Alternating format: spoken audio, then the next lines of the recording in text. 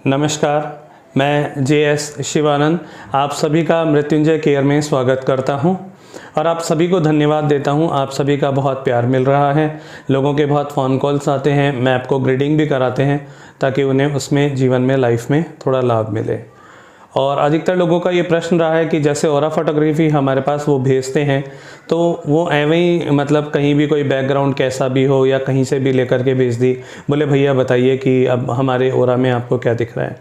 देखिए, aura photography के लिए स्पेशली ना आपको 3-4 चीज़ों को ध्यान में रखना होगा कि जहाँ आप फ़ोटो ले रहे हैं वो फ़ोटो आपका बैकग्राउंड एकदम या तो वाइट होना चाहिए, लाइट वाइट हो, या लाइट कलर हो तो लाइट ग्रीन भी हो सकता है, लाइट ब्लू भी हो सकता है, डार्क ना हो ज़्यादा।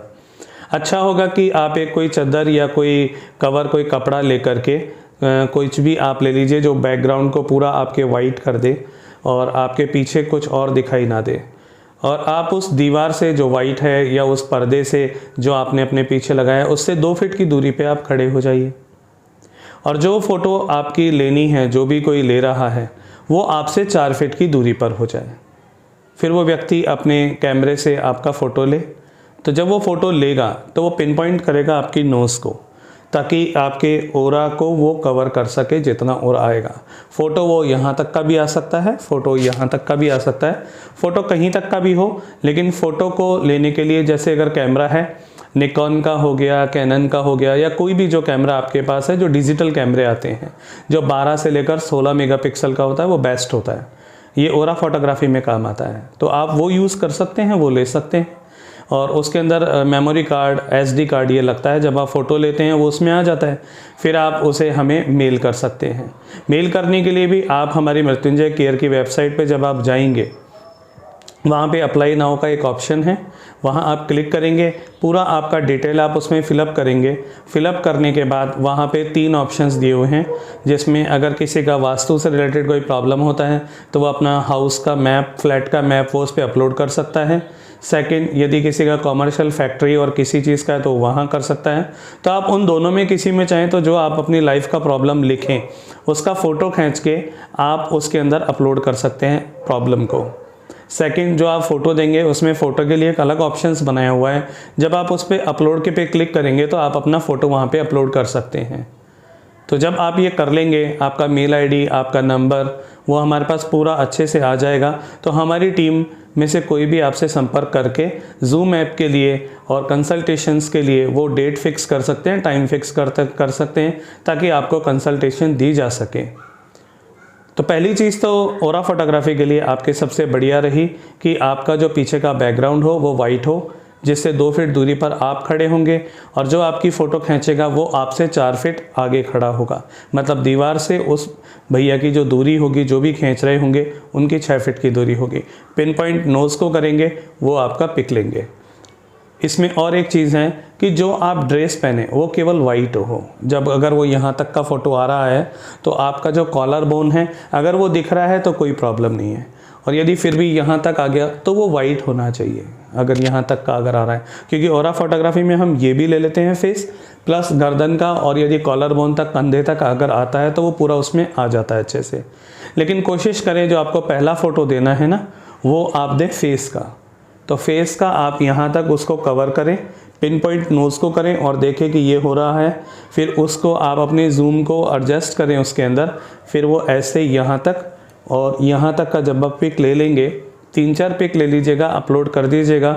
जो हमें लगेगा वो हम उसको सेलेक्ट कर लेगी हमारी टीम, और जब वो सॉफ्टवेयर में कन्वर्ट हो जाएगा और आपकी प्रॉब्लम्स के साथ जब वो मैच कर जाएगा तब लगेगा कि आपको या तो कॉग्निटिव थेरेपी की ज़रूरत है या माइंडफुलनेस थेरेपी की ज़रूरत है, या फिर यदि आपके घर से कहीं कोई प्रॉब्लम है तो फिर वो ग्रिडिंग, वो मैप के ऊपर चलेगा आपका।